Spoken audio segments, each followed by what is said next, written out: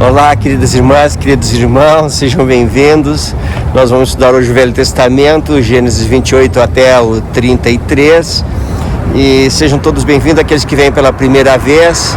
Assistam o nosso vídeo e venham fazer parte da nossa classe. Se gostar, se inscreva e deixe o seu like. Eu gostaria de mostrar agora onde que eu estou. Estou aqui nesse entroncamento, nesse cruzamento da State Street com a South Temple. Bem nesse entroncamento, você vai encontrar aqui, esse monumento aqui das gaivotas.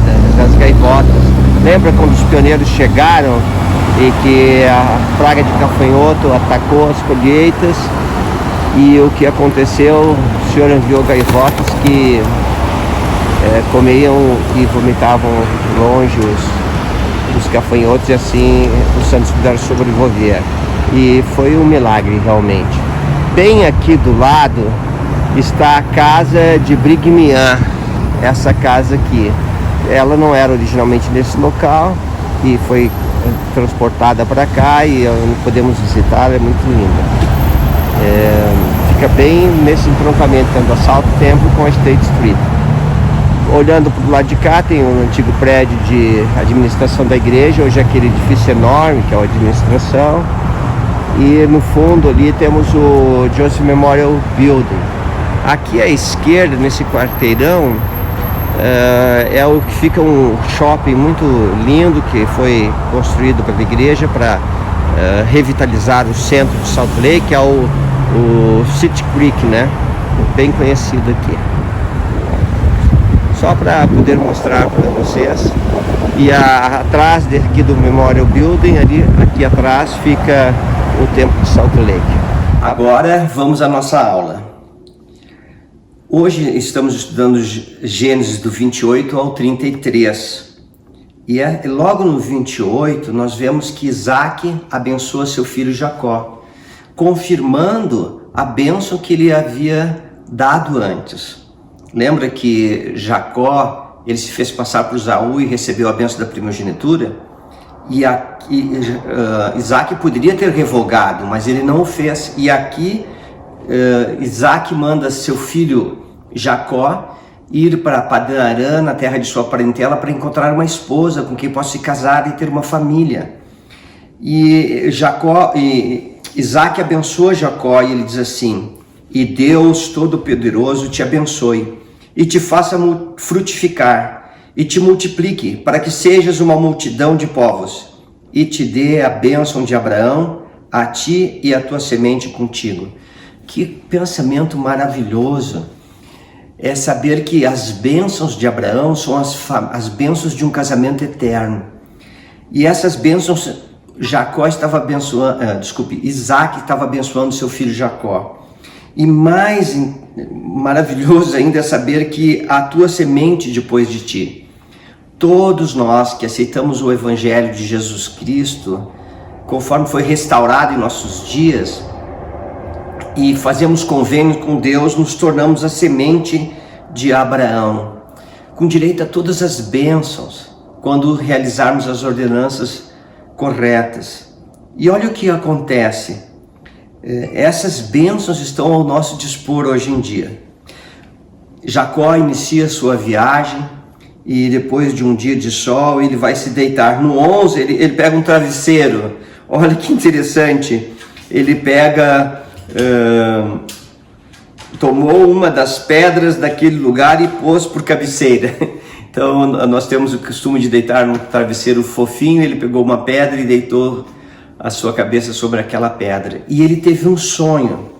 E nesse sonho, conta do versículo 12 até o 15, diz assim: e sonhou, e eis que uma escada estava posta na terra, cujo topo tocava nos céus, e eis que os anjos de Deus subiam e desciam por ela. Eis que o Senhor estava em cima dela e disse: eu sou o Senhor Deus de Abraão, teu pai, e o Deus de Isaque. Esta terra em que estás deitado darei a ti a tua semente. E depois o Senhor continua falando mais a ele, e no 15 diz assim: eis que estou contigo e te guardarei por onde quer que fores.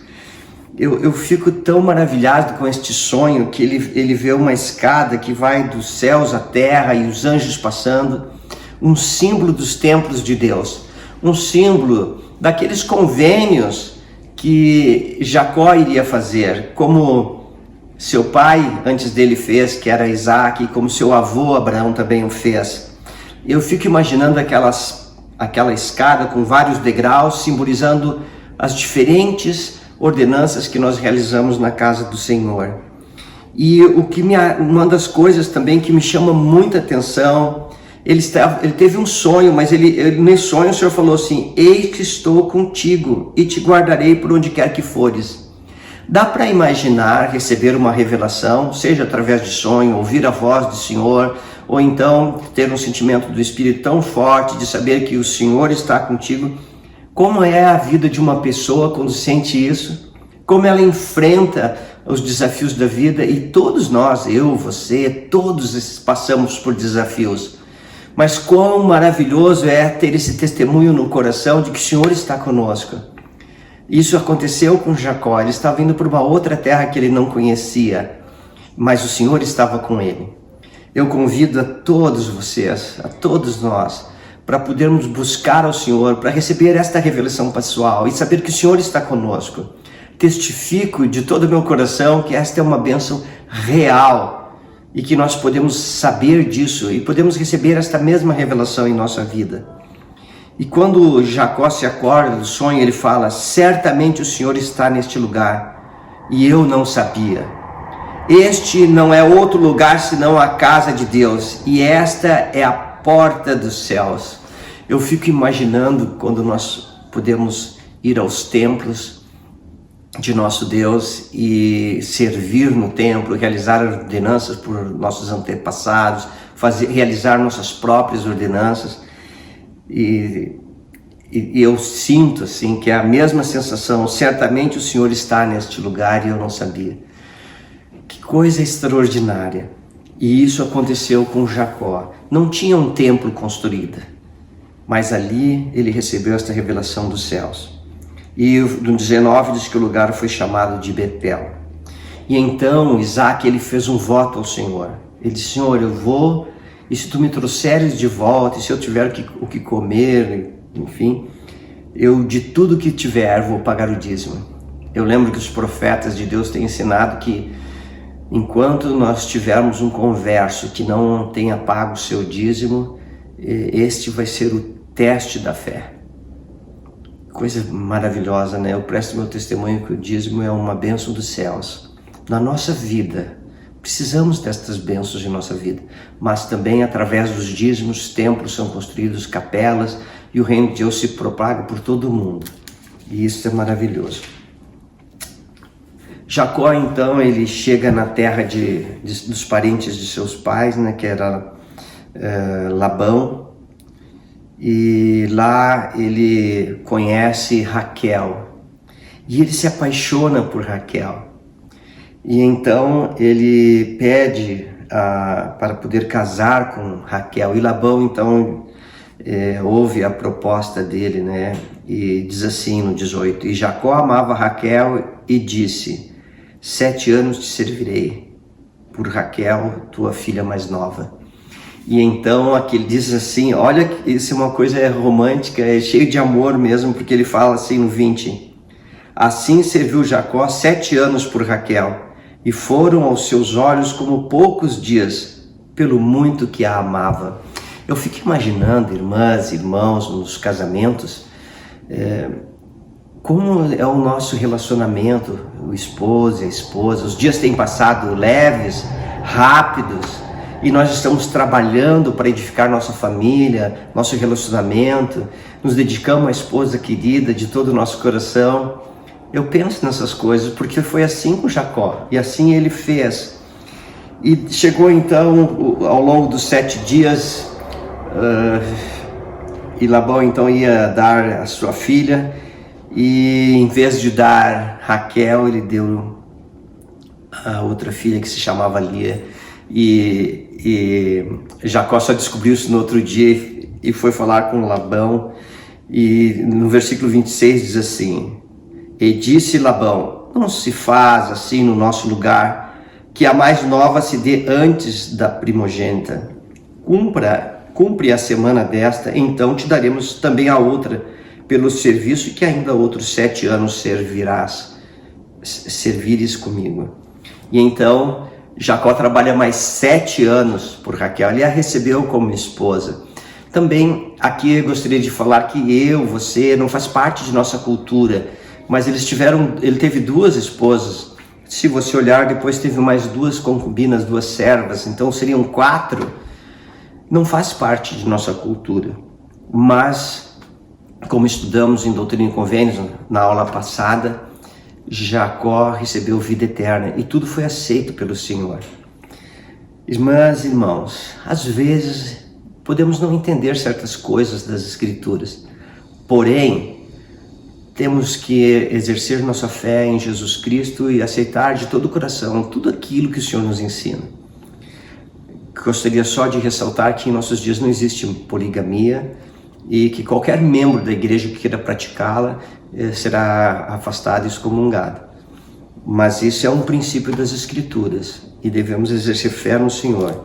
E sabemos que Jacó foi exaltado.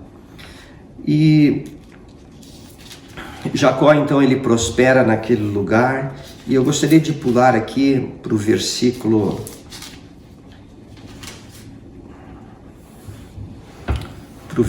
aqui no 33, capítulo 33, 32 ou melhor, no versículo 28.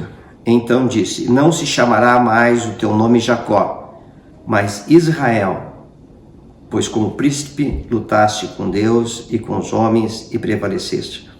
Isso significa que Jacó ele teve uma vida digna, honesta, guardou seus convênios. É isso que significa, irmãs e irmãos. E aqui é a primeira vez que aparece o nome de Israel. E este nome, então, ele vai fazer parte de toda a história do Velho Testamento que nós estamos vendo. Hoje, os profetas de Deus têm chamado-nos, a todos nós, para coligarmos Israel dos 2 lados do véu. Através da obra missionária, o evangelho é assinado em quase todo o mundo. Os profetas têm pedido que nós possamos orar para que as portas das nações sejam abertas, daquelas que ainda não receberam plenamente os missionários. E também é coligado do outro lado do véu, na obra que nós realizamos nos Santos Templos de Deus. Eu amo servir no templo, amo frequentar o templo, amo participar e dedicar minha vida a esse serviço. É tão maravilhoso. Eu gostaria de convidar a todos vocês que pudéssemos frequentar mais os templos. Então esta é a nossa mensagem de hoje.